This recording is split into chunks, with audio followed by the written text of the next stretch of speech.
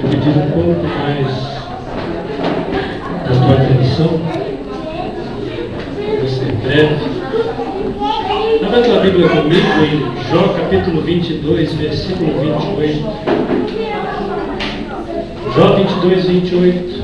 Quero parabenizar os irmãos no segundo aniversário da igreja, parabenizar os pastores, meu corpo de obreiro e todos aqueles que contribuíram para que mais um ano o Senhor concedesse a nós. Jó 22, 28. Todos acharam? Jó 22, 28, todos acharam? Amém?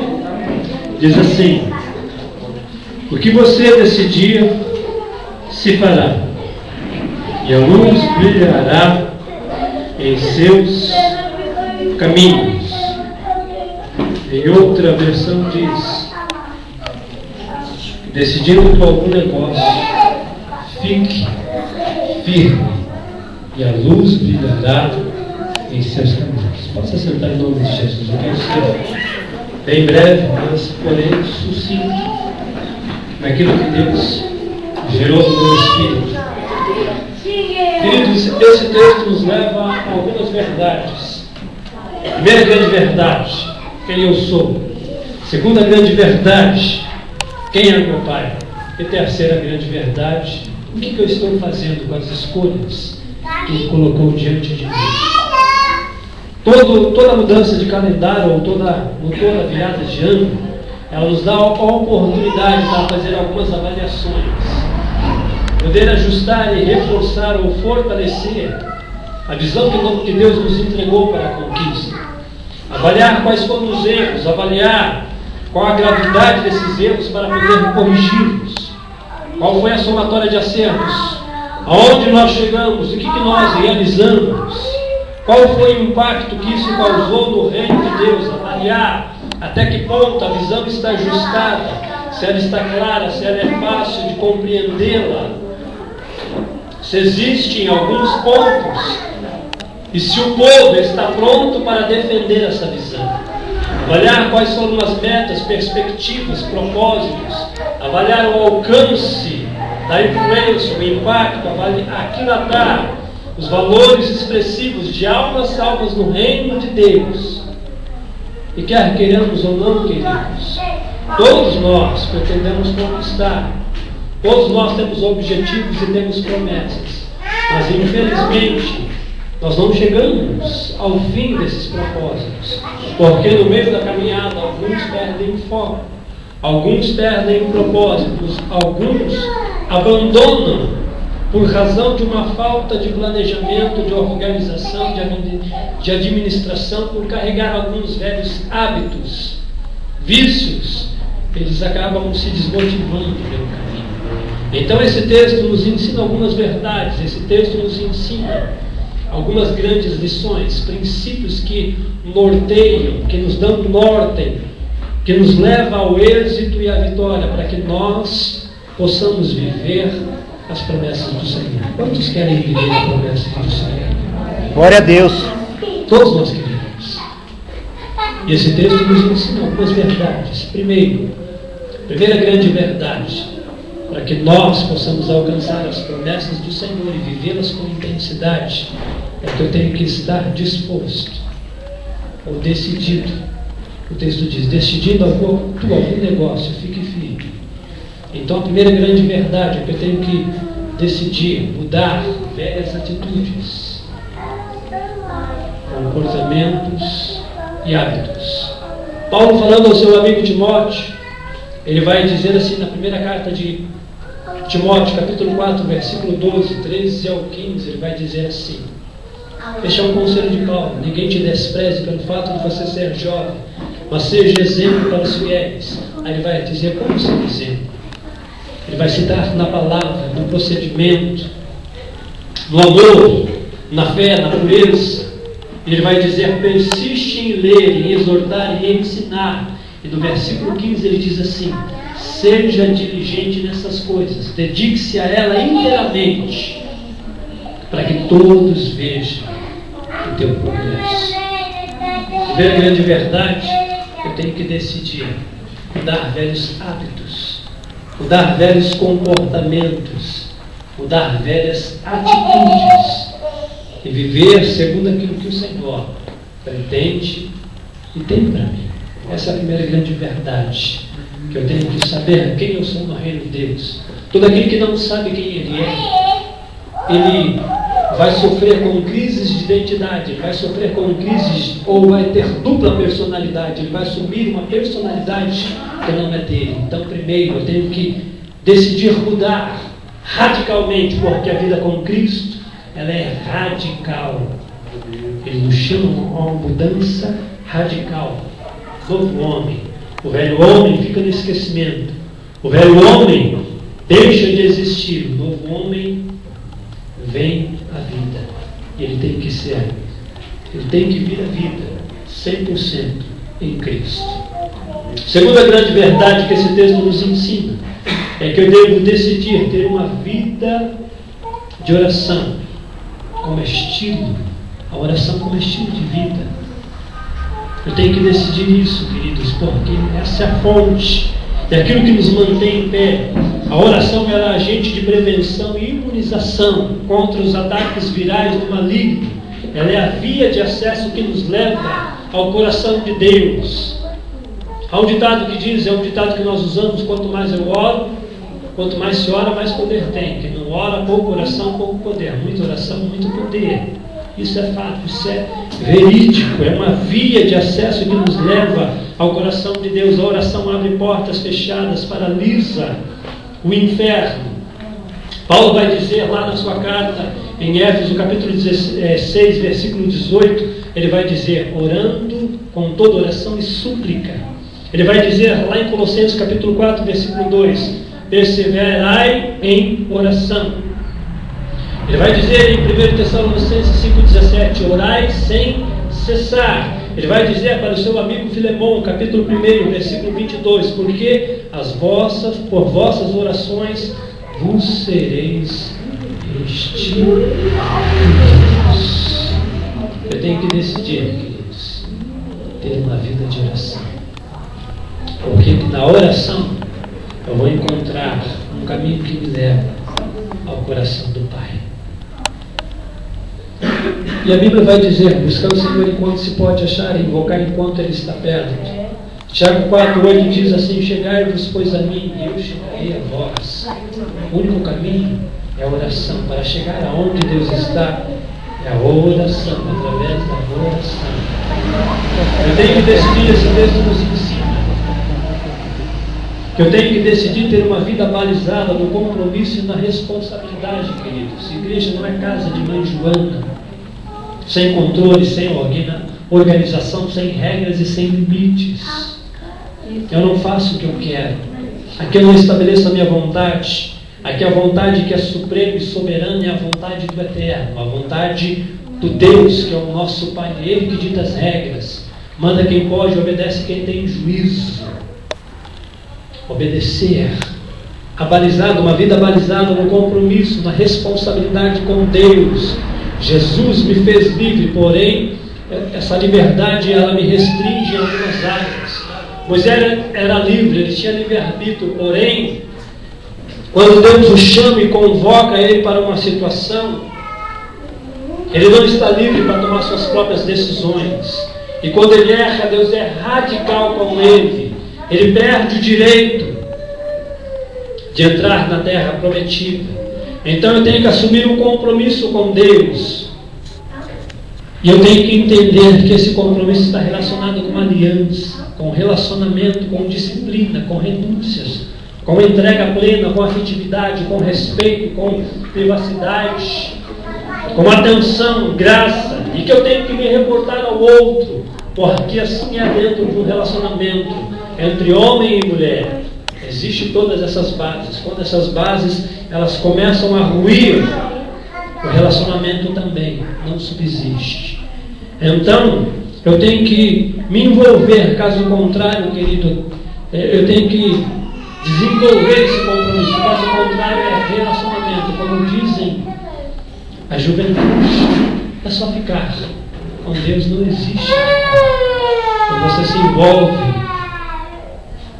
e tem uma vida de namoro em Deus, de noivado em Deus, de casamento em Deus, porque como Ele não serve, nós temos que assumir responsabilidades dentro do reino de Deus, demonstrando zelo, amor e atenção a cada uma delas, porque eu não posso viver uma paixão com Deus, porque a paixão, ela é avassaladora, ela não tem controle, porém ela é passageira. O amor não, o amor é constante.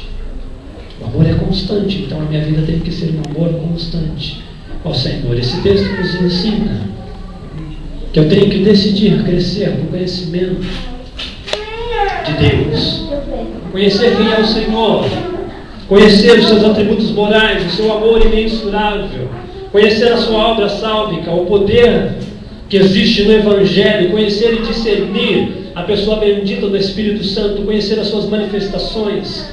Pedro vai dizer: crescer na graça e no conhecimento é algo que está nivelado. Porque se eu não cresço na graça e não cresço no conhecimento, eu sou um ser anormal.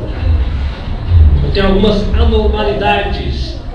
E no reino de Deus eu não posso ter anormalidades. Eu tenho que ser alguém que tem um crescimento normal. A Bíblia nos ensina no livro de Oséias, capítulo 6, versículo 3: então conheçamos e prossigamos em conhecer a Deus. Sabe qual é a maior decepção de um líder?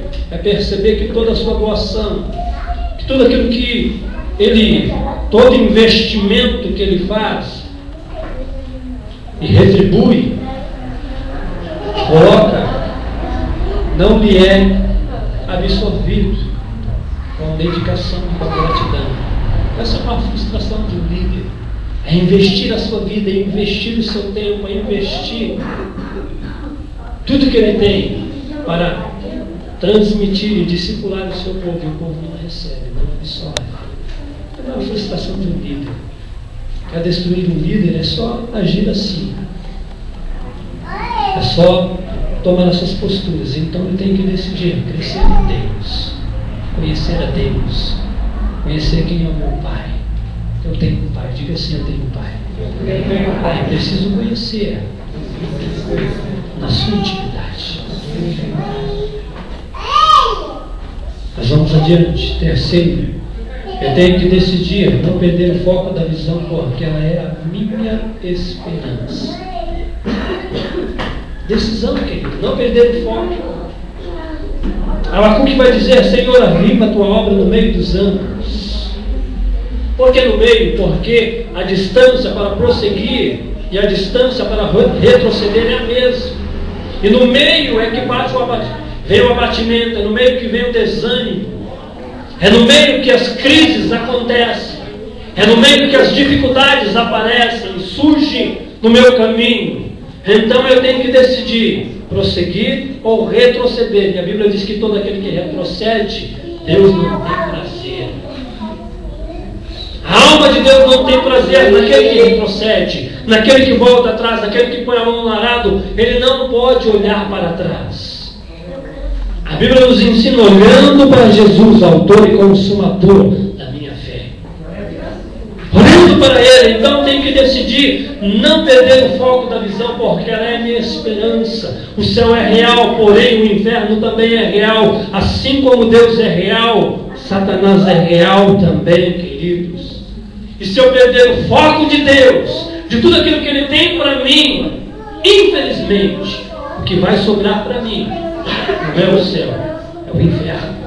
Então tem que guardar o foco da visão. Abraão guardou, Josué guardou, Caleb guardou. Caleb, com 85 anos, ele diz que ele tinha a mesma força que ele tinha 45 anos atrás. Ele conservou esta força porque ele tinha foco. Ele queria o Monte Hebron, ele não desistiu daquilo que ele queria. Foco, querido. Quantas vezes nós perdemos a bênção do Senhor por falta de foco? E a Bíblia nos ensina, trazendo à memória aquilo que me dá esperança. A mente, ela tem dois processos: a memória, que é o passado, E a imaginação é o futuro.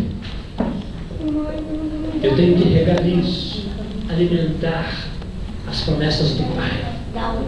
Dia a dia na minha alma, porque caso contrário eu vou viver do passado. Se eu alimentar o meu passado, a mágoa, o rancor, o ressentimento, tudo aquilo que não presta na minha vida, querido, é isso que a minha alma vai ser suprida de tudo isso. Mas se eu alimentar a minha alma das coisas do Senhor para a minha vida, é certo que eu terei vitória e êxito em tudo aquilo que eu fizer. A Bíblia nos ensina: não vos lembrei das coisas passadas, nem considerei as coisas antigas. Eis que faço novas todas as coisas. Abraão não perdeu o foco da visão. 25 anos se passaram e ele não perdeu o foco. Ele permaneceu crendo em Deus. José, 13 anos, ele não perdeu o foco. Ele confiou em Deus. Ele foi levantado como o segundo homem mais importante no Egito. Davi não perdeu o foco. 17 anos ele ficou fugindo de Saul, até que Deus o honrasse como rei de Israel e rei de Jerusalém. Ele não perdeu o foco, queridos. E tantos outros não perderam o foco. Decida não perder o foco. Martin Luther King, no seu discurso famoso, ele vai dizer: eu tenho um sonho. Um foco. E às vezes nós perdemos. Vem uma luta e nós esquecemos tudinho que Deus faz para nós. Nós temos uma capacidade muito fácil de esquecer as coisas. Deus cura, Deus liberta, Deus transforma, Deus resgata das drogas, Deus tira do álcool, Deus tira da prostituição. Aí vem uma luta e nós esquecemos de tudo aquilo que Deus fez. Como Elias. Deus dá vitória para Elias. Ele declara uma palavra e Deus assina embaixo, corresponde àquilo que ele está falando. Deus traz a vitória. Pelas suas mãos, 850 homens morrem ao fio da espada. Ele é alimentado por corvos, ele bebe do ribeiro de Querite. Deus faz grandes coisas por intermédio do ministério deste homem. Por uma dificuldade, ele esquece de tudo isso. Por uma palavra. Jezabel diz: olha, manda um recado para ele. Eu estou indo e vou matá-lo pessoalmente. E ele esquece de tudo. Ele corre, ele foge, ele vai no deserto, ele se esconde debaixo de um zimbro, ele diz: Deus, eu não sou melhor que meus pais, pode tirar minha vida agora. E louvado seja Deus, porque Deus não escolhe, Deus não escuta esta oração de Elias. E Deus diz: o que você está fazendo aí, cara? Levanta. O teu chamado não acabou, o teu ministério não acabou. Abaixa a bola, você não é tão bom assim não. Existem 7.000 que não se dobraram, estão lá orando, buscando a minha presença. Eles não se dobraram diante de Baal e não comem na mesa de Jezabel. Você não é tudo isso não, cara. Abaixa aí, porque eu tenho muitas coisas para fazer na minha vida. Liberte, nós temos essa capacidade. Deus nos cura, Deus nos liberta, Deus transforma, nos tira de tantas coisas ruins. Aí vem uma luta para nos ter. Ah, Deus, ora por Deus. Ah, Deus, tem misericórdia de mim. Ah, Deus, eu vou morrer. Mata-me, Deus. Leva para o céu hoje. Leva hoje, Deus. Leva hoje. É assim, não é? Sim ou não? Nós somos assim, mas não perca o foco. Deus nos ensina, querido, a valorizar os seus sonhos e projetos. Neemias capítulo 6, versículo 3, Neemias vai dizer: eu estou executando um grande projeto, não posso descer agora. Quando os seus acusadores se levantam contra ele, Sambalat, Gesem, chega para ele e fala: vem cá, vem dar isso aqui, ó, vem aqui. Ele fala: não, eu estou fazendo um grande projeto, não posso descer agora não. Eu vou valorizar o meu projeto, o meu sonho. Decida valorizar o teu projeto. O teu sonho é importante, o teu projeto é importante. Aquilo que Deus gerou no teu espírito é importante.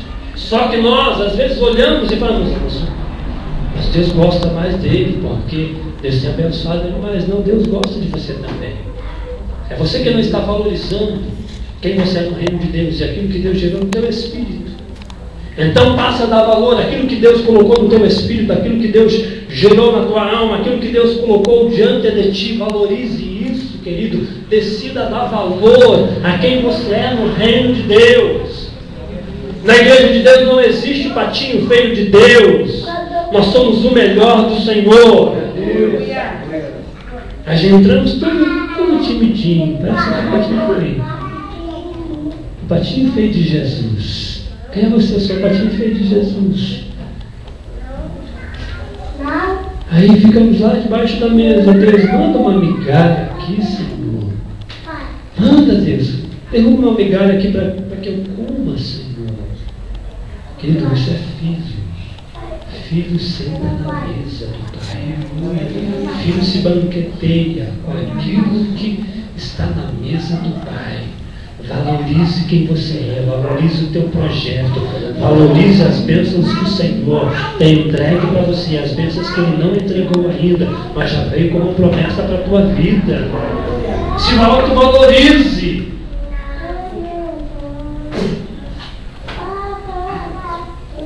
Para que você viva o melhor de Deus. O teu projeto tem que ter prioridade.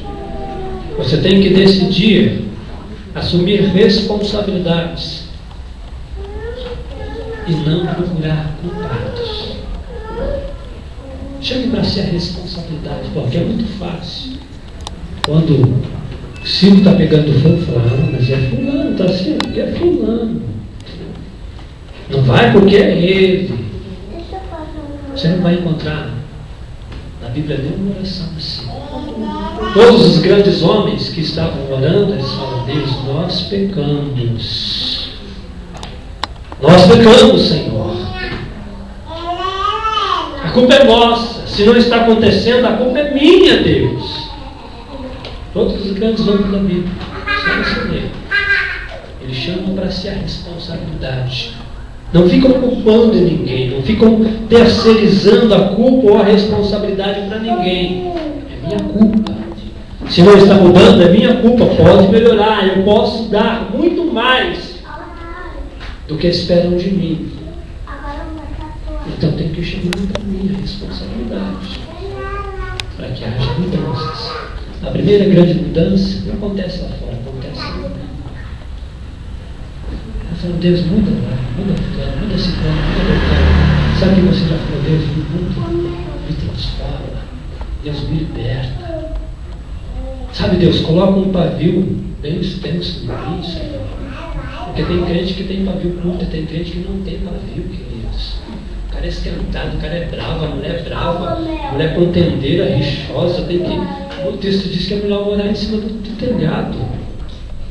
Aquela mulher que chega, o marido nem chega, está cansado, pegou um ônibus arretado, só misericórdia. Aí ele chega e fala, oh meu Deus, estou chegando no meu recanto encantado. Estou chegando no meu lugar de prazer e descanso. E a mulher está lá no portão. Só o sangue. O cara põe o pé no portão. Não, só tem não sei o que, escola que meu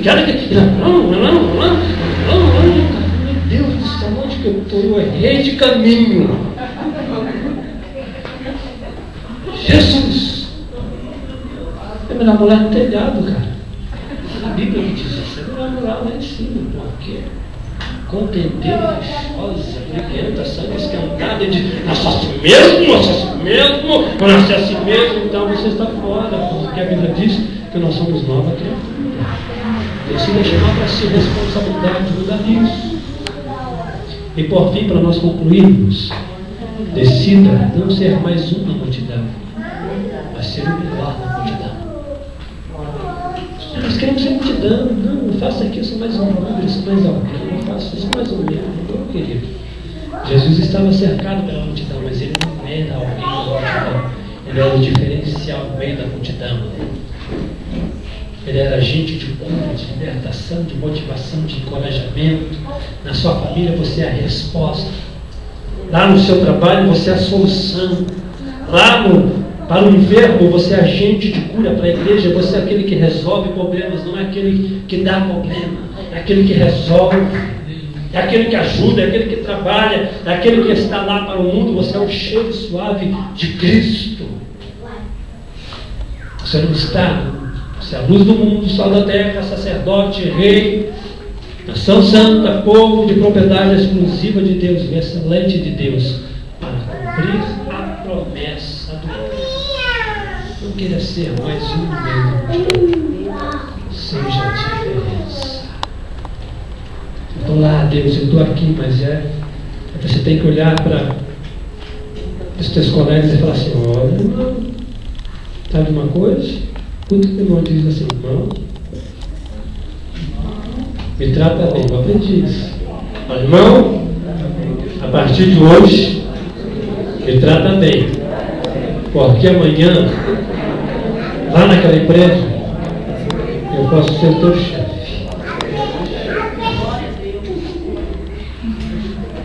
Eu não queria ser mais um na multidão. É você que decide. É verdade. É você que decide. A escolha está nas tuas mãos. Seja diferencial.